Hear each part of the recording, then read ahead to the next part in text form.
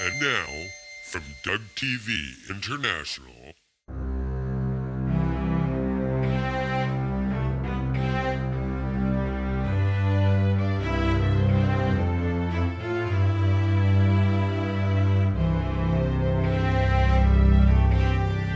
I'm Doug Farron. I'm Edgar Gerens. And this is ReaL. Well, today's podcast would be looking at the foundations of modernism and what created the absolutely horrible artwork that we see in every contemporary museum now. Yeah, and what led up to that. And I think that Clement Greenberg is pivotal in creating the reductionism that led to art being essentially faceless and soulless today. I have a question. Yeah. What did Greenberg do when he was a child? Good question, Edgar. I'm just really curious about that. Well, Edgar, when Greenberg was 5, he beat a goose to death with a shovel. How do you know that, Doug? Well, Edgar, I read the New Yorker. And what did you read in the New Yorker? Well, I'll read it to you now. Florence Rubenfeld, an art journalist, has now produced Clement Greenberg, A Life, Scribner Books, the first full-length biography of Greenberg since his death in 1994. The book is an absorbing, fair-minded biography, yet the Greenberg who emerges is a repellent personality, grasping and cruel, cold and power-hungry, predatory and lecherous. According to Rubenfeld, he bullied and lied, fell into a cult-like psychoanalytic group, neglected his wives and children, and regularly engaged in physical violence with anybody who argued with him. Nice guy. Yeah, that'll get modernism. You better fucking believe in it. Greenberg was born in 1909, the son of a wealthy Jewish retailer. He went to Syracuse University, got married, and went to work for the appraisers division of the Department of Wines and Liquors. In 1936, Greenberg's bohemian cousin, Sonia, introduced him to Harold Rosenberg, who was, at that time, a poet. They became friends, and through Rosenberg and Rosenberg's friend, critic Lionel Abel, Greenberg became involved in left-wing anti-Stalinist politics. Greenberg, along with Abel and Rosenberg, joined the Partisan Review in the late 30s, and Greenberg's early pieces are distinguished mostly by the independence of his taste. In 1939, he wrote an essay entitled Avant-Garde Kitsch, which made his reputation overnight. In 1942, Greenberg became the regular art critic for The Nation, where his reputation spread. In November of 1943, he saw the first one-man show of an Arizona cowboy artist named Jackson Pollock at Peggy Guggenheim's Art of This Century Gallery. He soon became Pollock's major champion and a major supporter of the abstract expressionists. Pollock reminded Greenberg of artists like Matisse and Monet because he had the ability to create a world instead of merely copying one. Meanwhile, as he was earning his reputation as the leading American art critic, Greenberg was also earning a reputation for physical confrontations, which only added to his virile mystique. As a critic, he was an embattled minority figure from the 40s up to the 60s, when he began to gain real power. What came between Greenberg and the art world power he sought in the 50s was, Rubenfeld argues, the triumvirate of Harold Rosenberg, Thomas Hess, and Willem de Kooning. During the 50s, Greenberg was promoting the work of Newman and Rothko, and he soon began supporting the color field painting movement. It is Greenberg's picks who now dominate the rooms at the Museum of Modern Art, devoted to the period from the late 40s to the early 60s. The decade of the 60s was his high watermark because the contemporary art he sponsored, that of Louis Noland, Jules Olitsky, and Larry Poons, was selling, and because the art he had sponsored in the 40s was moving into the museum world of retrospectives and catalogs and permanent collections. By the mid-1960s, he was the most powerful art advisor and collector's counselor in America, but his taste was already becoming increasingly stale. He became involved with Newtonian therapy, a practice that held that all psychological problems were the result of dependency relationships, and he soon went into a spin of sex and drugs. Yeah. Greenberg died in 1994, having spent 2 decades on drugs like heroin and cocaine. And that is from Adam Gopnik from an article in the New Yorker. And the link is on our blog. The problem I have with the work that he championed is it became art history. And you walk into an art museum and you see one of these color field paintings, and you've entered the dead zone of the museum. There's no one around. If they are there, they're usually walking through, slump-shouldered. To go with this podcast, we posted 2 photographs that Edgar took not a month ago over at the MoMA, where one room had Van Goghs and the others had, Martin, was it? Agnes Martin. Agnes Martin. And Agnes's poor room is nothing but dead and empty. Can Agnes draw, Doug? No, Agnes cannot draw. Agnes cannot draw a pleasant-looking line. She has no concept of mark making.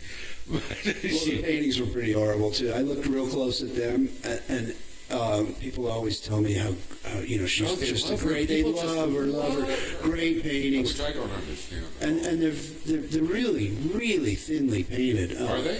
Yeah, it's sort of like the Barnett Newman thing. Spread a tube of paint out as long as you can to save money.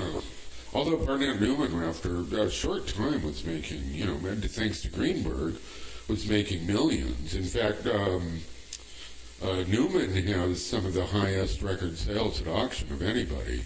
Well, his work is horrible. Newman, yeah. He did what he called the zips and the little stripes and the huge paintings with little stripes in them, and sometimes one, sometimes a few. I looked closely at one of them at the. I hadn't looked at his work in a while, and if I ever did, and I looked closely at one that's in the modern.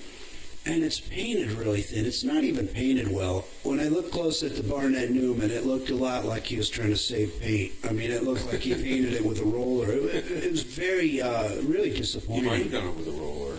I mean, it didn't have any kind of a surface that had any interest to me. And you step back, and it's a couple stripes. In any case.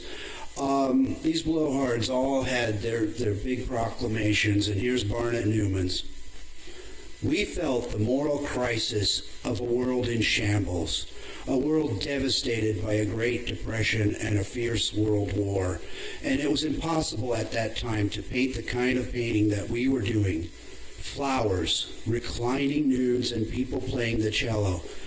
So we actually began as if painting were not only dead, but had never existed. Yeah. Oh, Christ, barf. Barnett Newman could never paint a man, paint people playing the cello. He couldn't do it. He probably couldn't even paint flowers. No, he couldn't, actually. His drawings are dreadful. I posted some a while back. And now Mark Rothko could actually draw quite well. I don't know if you've seen his surrealist drawings, but they're beautiful, actually. I'm not quite sure why he gave it up altogether. Well, he didn't, I don't believe. I think he did keep doing them. He didn't show them. Well, the problem I have with these grand proclamations is there are all these, it's a very negative view of representational art, and these people set themselves up as, in a way, the opposition. They're better than us. And it's interesting that Newman had absolutely nothing to do with the Second World War. He was he didn't. He was comfortable down in Soho writing, placards for theater events, and he was trying to get people to come to his to look at his early modernist stuff. So, I don't know his relationship with Greenberg. I know that they had one. But clearly they mirror each other very closely, and they were both they were both anti-representation, that's for sure. I think Newman was because he simply couldn't do it. Greenberg because maybe he didn't like it. Or he set himself up as a champion of a new type of artwork. And I don't have a problem with that. I actually don't have a problem with him, with the artists that followed him and the entire thing. But it should be sort of a small offshoot on the history of art, but it consumed the history of art. The people at the Whitney and MoMA hired Greenbergs, and it occurred to me because I was looking at who was on the board of the Whitney back in the late 40s and early 50s, and it was when Rockefeller Jr. came on in 49 that the Whitney changed radically and stopped supporting any of Mrs. Whitney's original thinking. She loved the Ashcan painters. She loved realism. And in fact, the early modernists, Rothko, Newman, I don't know if Newman was part of it, but there were a bunch of them who had, just like the Impressionists did in Europe, they had an anti-Whitney exhibition. Did you know that? No, I didn't, but I do know that an excellent collection of Edward Hopper. Right, and when you look at their website now, it's almost as if they resent Hopper being there. He's the last thing they mention, but I also think he's their cash cow. Yeah, I mean, beautiful work. But and she loved, the original Whitney loved his work. Well, what do you think gave Greenberg his power and influence? Well, the magazine, he wrote for a number of magazines. I think having all those extremely moneyed people behind him, he and Duchamp both were actually hired by the Whitney and the MoMA to help develop their collections. So, in effect, they were star makers.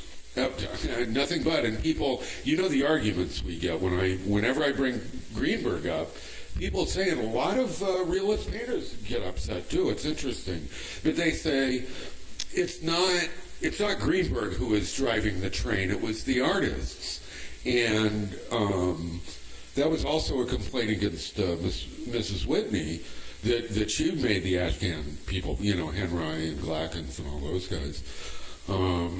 And to some extent, how can that kind of money not have an influence? Well, from what I understand, he picked the artists, and he would pick an artist, and they would become wealthy. Overnight. Someone like Frank Stella went from nothing to, $50 million within maybe a month. And I think if you go to look into the past too, things were clearly different. When you had in the 50s, you had Elvis, you had Frank Sinatra, you had single bands that became huge, and Greenberg was the art star maker. If he gave his blessing, you were in. And the other thing I understand is that he would go into the artist studios and go, this is good, this is good, this is shit, and he would tell them, he'd pretty much dictate how they should work and what work should be exhibited. And it's my idea, not that he would go to artist studios, because he, I don't think he happened upon things and then molded his theory to that. I think he had a theory of his continuum of art history, which vocabulary he invented. But I think his continuum of art history was pre-written, essentially, and then he'd go out and find artists who conform to it. I think that's why Stella came to the fore. He found someone who was painting flat, which was his big, that's what he was championing in the 60s. And I look back at all that, and I think, how stupid. Who cares if a painting is flat or not, or has illusionistic depth?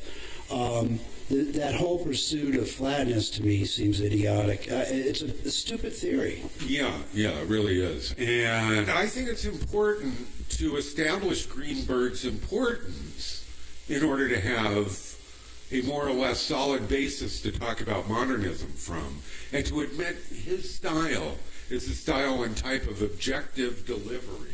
Objective, that's a word they love. But objective delivery of ideas, it continues to be the foundation of how artists, critics, and curators talk about art today.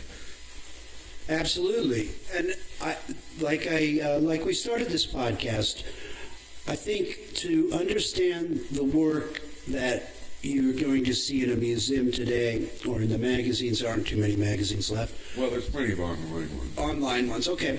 And that's the new word, Brad. You have to go to the They're still ignoring us. Not anymore. But you have to go. Yeah, you have to look. Trying. We're gonna do our part in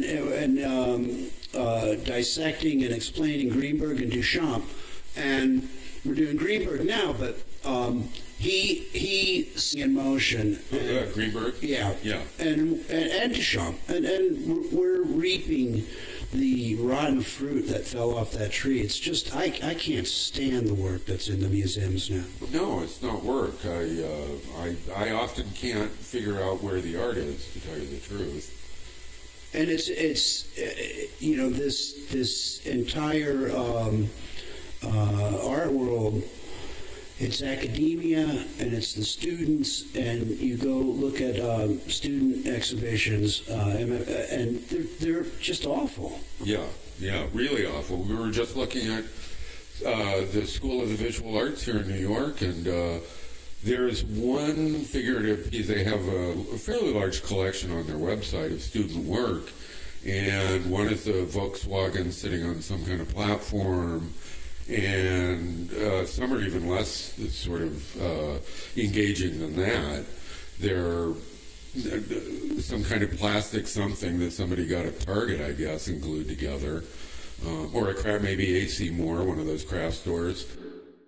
Again, you know, I want to underline that the book, the biography and that article talk about him being a violent person, argumentative, you know, and he'd hit people who didn't agree with him, you know.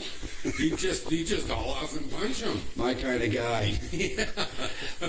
But I think that kind of power. It was an era of single names, you know, Frank Sinatra that moved on to Elvis Presley, that moved on to the Beatles, and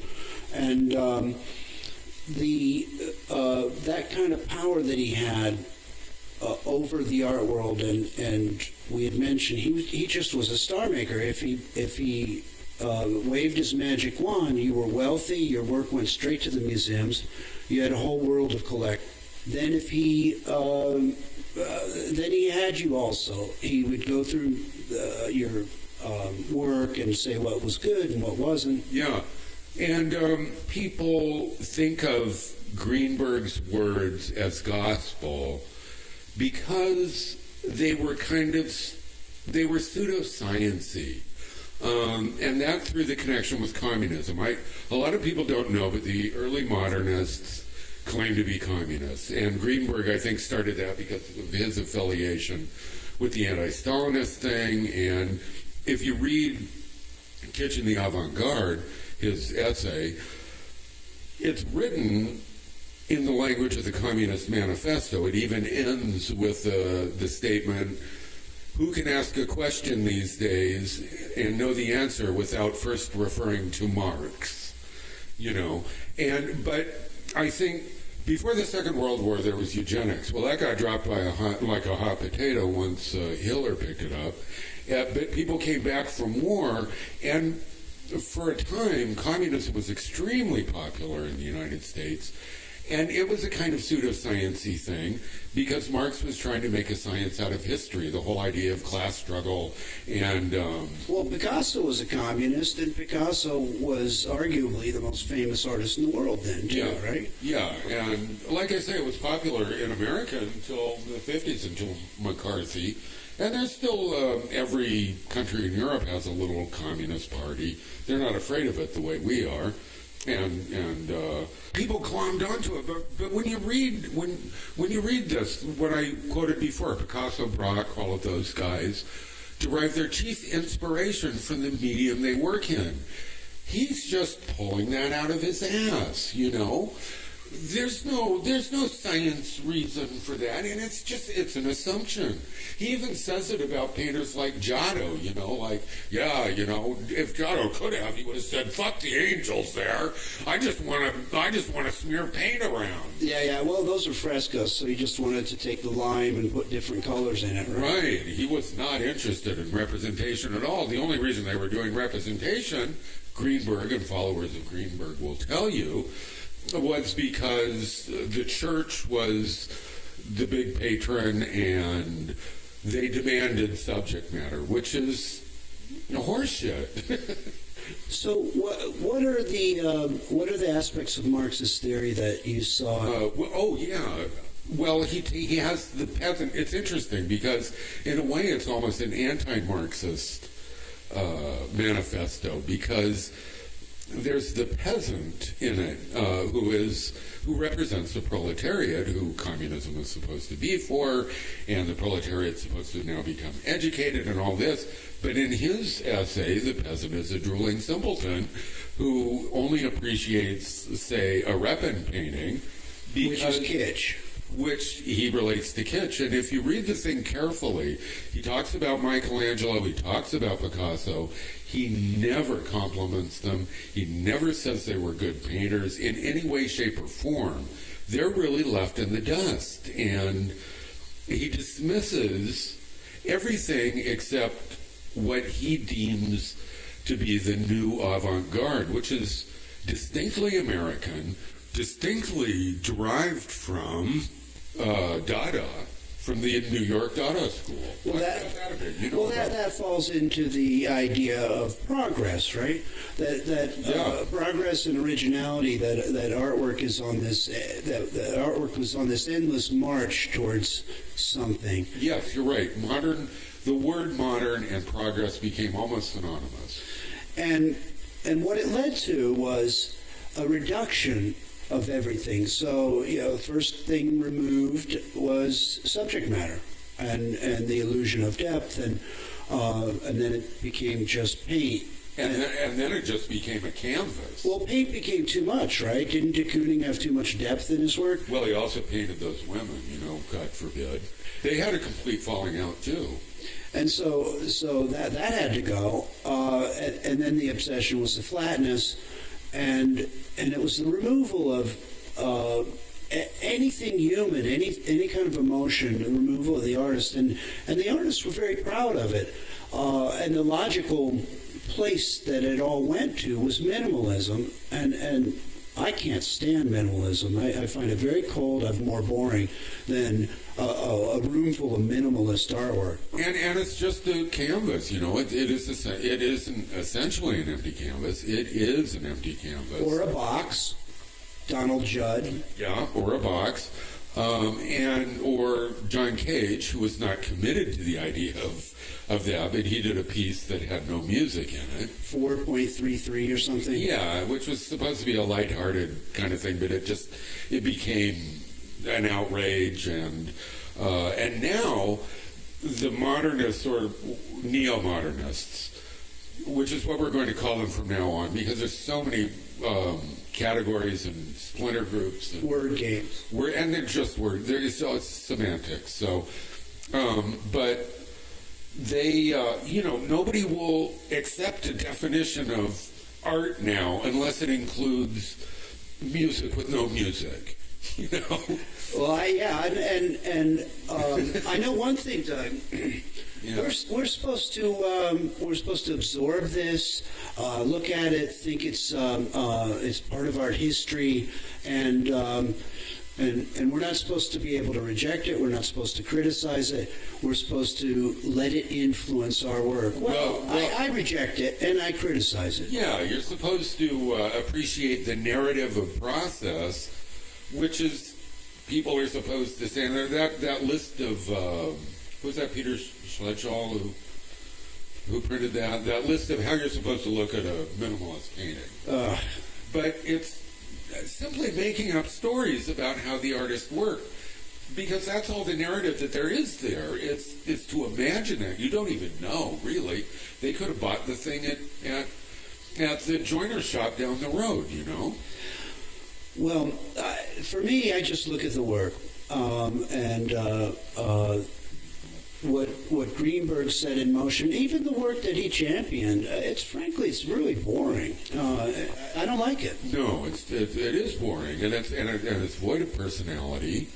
And so with flatness and minimalism came the notion that the canvas was an object, that it wasn't just the flat slave of illusionism that artists had always considered it. And did you ever make your own stretcher bars and your own canvases? All the time in art school, sure. I still do. And nobody knows better than a realist artist what the objectness is of a canvas. We made them ourselves. You know? Yeah, who cares? I mean, yeah, who cares? And why a canvas? There's so many more interesting objects, and there's so many more interesting materials than paint. I mean, to me, paint is most interesting when it's in service of representing something else. Absolutely. For me also.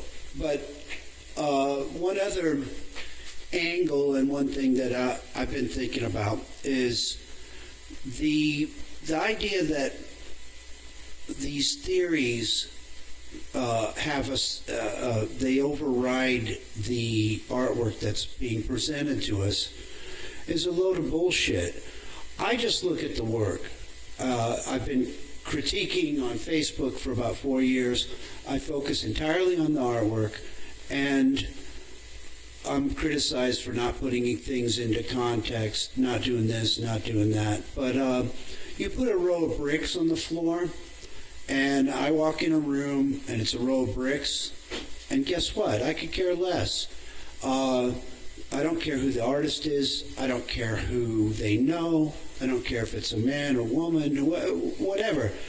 I simply look at the work, and these artists also, I think it was Donald Judd proclaimed he was the, going back to originality, he was the first to put artwork on the floor. And, I'd like to remind him of Roman mosaics and perhaps statuary that isn't put on a pedestal. But God bless them. That's how they got money. Because if they said it loud enough, that was what everyone was working under, the idea of progress and the idea of originality. When in reality, I could look at any of this work and I can find an artist who did something similar before that, and then who cares ultimately? That's my bottom line. Who gives a shit? You put something, you make a painting and you make these target shape, concentric circles, and it's boring, it's stupid, and I could care less if he was the first to do it in 1943 or whatever year. The artwork has to stand on its own. That's. And you and I have talked about that before, that when anybody goes into a museum, they're going to see dozens of artists whose work they've never seen. And the art itself is going to speak to them, or it isn't. To my mind, painting is about visual communication. And if it doesn't say anything... If I go into a visual art museum, I expect to see visual art. Yeah.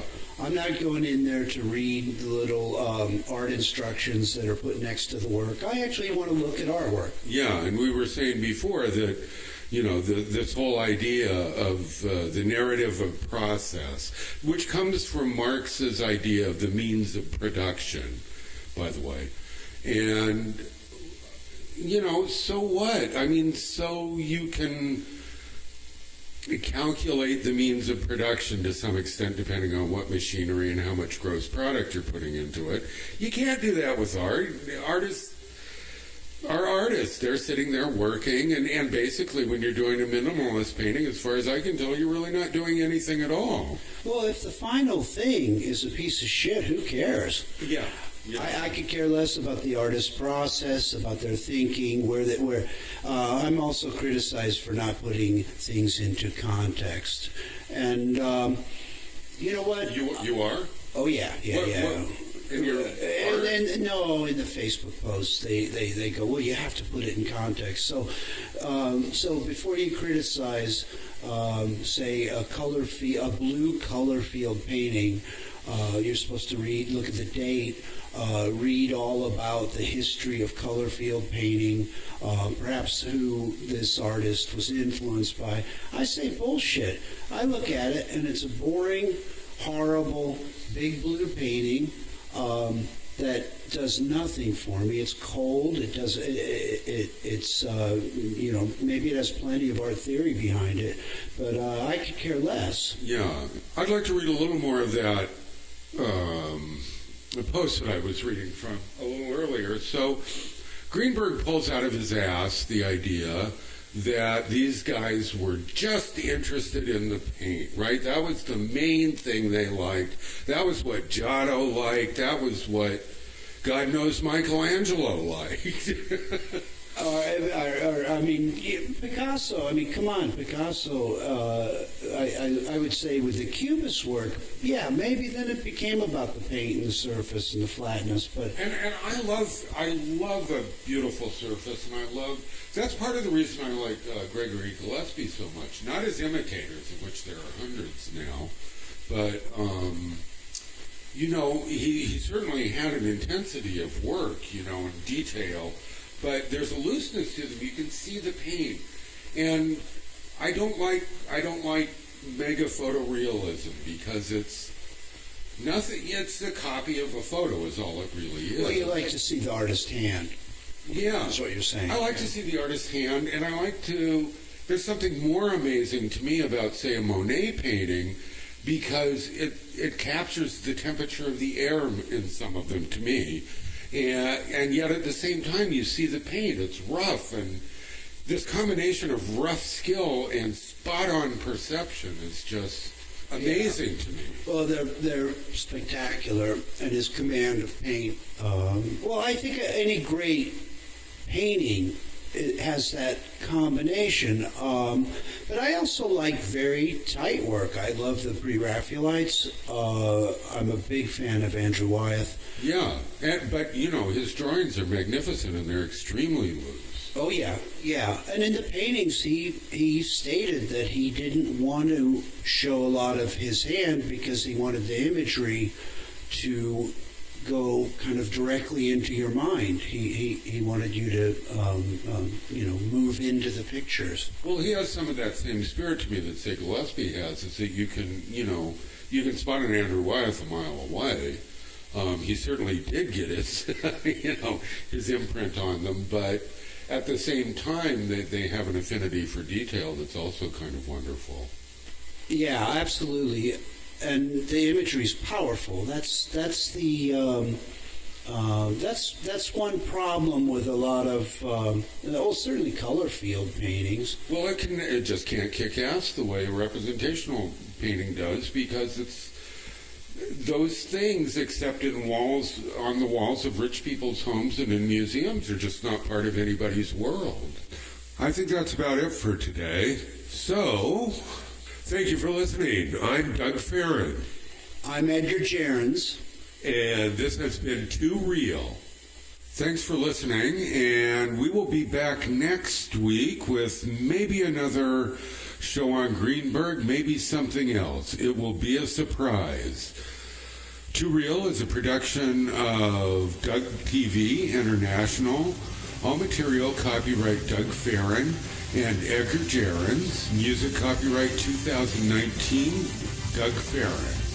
Today's episode was recorded in New York City, and I engineered it with the equipment of Barebone Studio in the Frankfurt neighborhood of Philadelphia. If you've been listening to the bonus feature, it will be available Monday or Tuesday. Please visit our website at www.2-real.net. Hey, Edgar! What time is it? It's time to destroy neo-modernism. Yeah!